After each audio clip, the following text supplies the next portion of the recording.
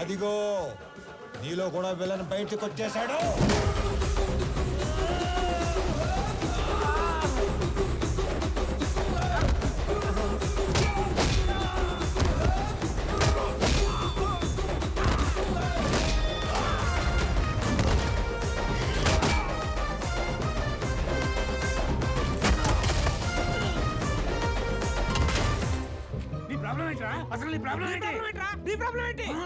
అది కాదన్నా, మనలోంచి విలన్ బయటికి వస్తే అన్నలోంచి హీరో బయటికి వస్తాడని ఆల్రెడీ చెప్పాడు కదా.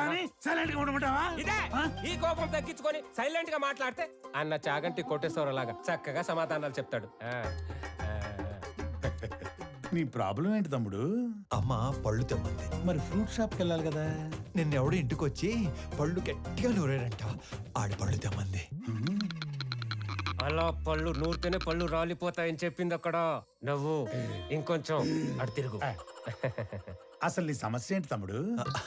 నాకింకా పెళ్లి కాలేదు, ఇంట్లోనేమో సంబంధాలు చూస్తున్నారు. అందాక నేను పంపమంటావా? నీకు ఆ బిజినెస్ కూడా ఉందా? అసలు నన్నేమనుకుంటాడు వాడు? నన్నేమనుకుంటాను అసలు? హ్యాపీయా?